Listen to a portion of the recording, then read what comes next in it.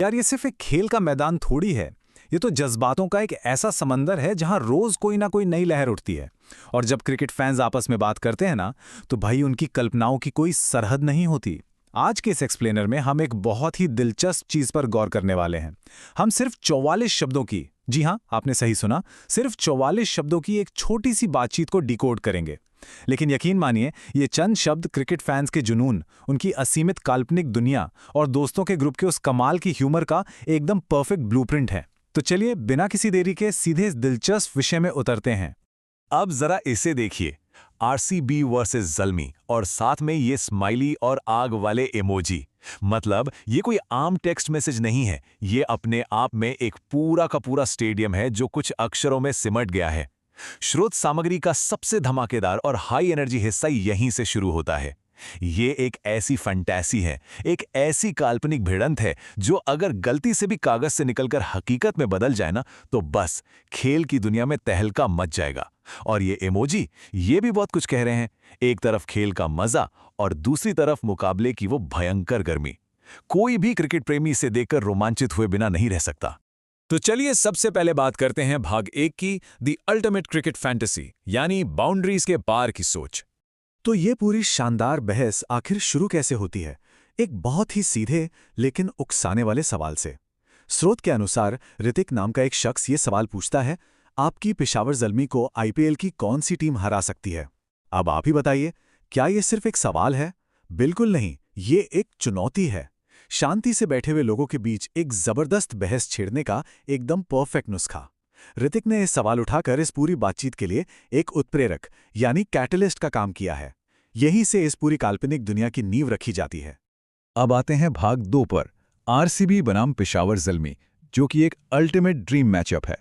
कुछ पल के लिए अपने अंदर के स्टेडियम कमेंटेटर को जगा लीजिए, क्योंकि एक तरफ है पेशावर ज़ल्मी और दूसरी तरफ रॉयल चैलेंजर्स बैंगलोर। ये एक ऐसा क्लैश है जो किसी भी खेल प्रेमी के रोंगटे खड़े कर दे। देखिए, हम यहां बैठकर ये विश्लेषण नहीं कर रहे हैं कि कौन सी टीम बेहतर है या किसके आंकड़े भारी हैं, बल्कि हम तो इस बात की सराहना कर रहे हैं कि ये आइडिया ही अपने आप में कितना ग्रैंड है। जरा इमेजिन कीजिए, इन दोनों टीम्स के डाई हार्ड फैंस जब एक साथ एक स्टेडियम में होंगे तो उस मैच का शोर और एनर्जी लेवल क्या होगा?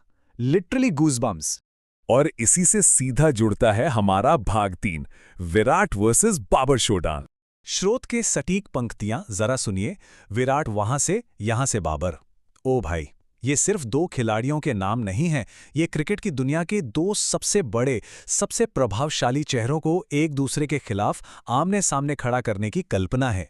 इस छोटी सी बातचीत में बिना किसी लंबे चौड़े एनालिसिस के सिर्फ इन दो नामों को एक साथ लेकर जो हाइप क्रिएट की गई है ना, वो अनमैचेबल है। मतलब ये विचार ही किसी भी फैन के अंदर करंट दौड़ाने के लिए काफी है, जहां एक छोर से विराट कोहली आ रहे हों और दूसरे छोर से बाबर आजम। अब टोन को थोड़ा बदलते हैं और चलते हैं भाग 4 की तरफ, द फैन बैंटर डायनामिक, यानी दोस्तों के बीच की वो नोक-झोंक।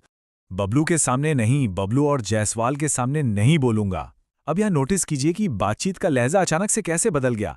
एकदम से आवाज धीमी हो गई, जैसे कोई फुसफुसाकर सीक्रेट बता रहा हो। होता है ना, जब हमको इतना शानदार और थोड़ा आउट ऑफ द बॉक्स सपना देखते हैं तो उसे हर किसी के साथ शेयर करने से कतराते हैं, खासकर उन क्रिटिक्स के साथ जो लॉजिक लगाकर इस विचार को तुरंत खारिज कर देंगे। बबलू और जायसवाल यहां उन्हीं लॉजिक वाले दोस्तों का प्रतिनिधित्व कर रहे हैं। सच कहूं तो ये झिझक बहुत ही मजेदार है और हम सब इससे बहुत आसानी से रिलेट कर सकते हैं। तो भाई, ये बबलू इतना बड़ा खतरा क्यों है? स्रोत में एक बहुत ही मजेदार और एकदम देसी फ्रेज इस्तेमाल हुआ है, बबलू लूट लेगा। अब अगर हम इसका थोड़ा सीरियस विश्लेषण करें तो इसका मतलब ये नहीं है कि बबलू आकर सच में कोई डकैती करने वाला है, बल्कि इसका अर्थ है कि वो इस पूरी चर्चा का जो वाइब है, जो मजा है, उसे खत्म कर देगा। वो पक्का कोई ऐसे लॉजिक या आंकड़े लेकर आएगा जो इस मासूम सी फैंटेसी की सारी चमक और हवा निकाल देंगे। लूट लेना यहां किसी के मजे को किरकिरा करने या किसी बहस पर हावी हो जाने का एक बेहद सटीक विवरण है। दरअसल ये पूरी बातचीत दोस्तों के ग्रुप की जो सोशल डायनामिक्स होती है ना, उसे बहुत ही शीशे की तरह साफ कर देती है। यहां हमारे पास दो एकदम अलग अलग गुट हैं। एक तरफ हैं द ड्रीमर्स, यानी सपने देखने वाले, जैसे अपना ऋतिक, जो बिना किसी शर्त या लॉजिक के बस एक शानदार, मजेदार और रोमांचक मैच की कल्पना कर रहे हैं। और दूसरी तरफ हैं द क्रिटिक्स, यानी वो आलोचक, जिसमें बबलू और जायसवाल आते हैं, जो अपनी ज़रूरत से ज़्यादा तार्किकता से इस पूरे मज़े को खराब कर सकते हैं। ये बहुत ही फैसिनेटिंग है कि महज 44 शब्दों की इस बातचीत में दोस्तों के ग्रुप का पूरा मनोविज्ञान छिपा हुआ है। चलिए, अब इस पूरे एक्सप्लेनर के इमोशनल क्लाइमैक्स पर आते हैं। ये सारी बहस, ये सारा डर और इन सभी कल्पनाओं के पीछे का असली मकसद आखिर है क्या? मकसद सिर्फ एक है, मजा आएगा ना? बस बात यहीं आकर पूरी हो जाती है। ये एक एकदम प्योर, मासूम और खुशी से भरी हुई उम्मीद है। किसी भी खेल के प्रति एक फैन के प्यार की असली वजह यही होती है, वो मजा, वो शुद्ध एंटरटेनमेंट जो किसी को भी स्क्रीन या मैदान से जोड़े रहता है। बड़े बड़े आंकड़ों और डीप एनालिसिस से कहीं परे ये एक फैन की सबसे गहरी और सबसे सिंपल सी इच्छा है। तो इन सब बातों को देखने के बाद अंत में एक बहुत बड़ा सवाल सामने आता है। क्या ये ड्रीम मैचअप कभी फैंस की इस मजेदार बातचीत और इन कल्पनाओं से आगे बढ़ पाएगा? क्या ऐसा कोई क्लैश कभी हकीकत का रूप ले सकता है? खैर, इस छोटी सी स्रोत सामग्री ने हमें खेल के भविष्य की अनगिनत संभावनाओं के बारे में सोचने पर मजबूर जरूर कर दिया है। ये सिर्फ एक छोटी सी बातचीत नहीं थी, ये इस बात का एक सॉलिड प्रूफ था कि खेल की दुनिया में फैंस की कल्पनाएं कितनी पावरफुल होती हैं। आज के इस एक्सप्लेनर में हमारे साथ जुड़ने के लिए बहुत बहुत धन्यवाद। ये एक ऐसा सवाल और ऐसी फैंटेसी है में काफी समय तक गूंजती रहेगी।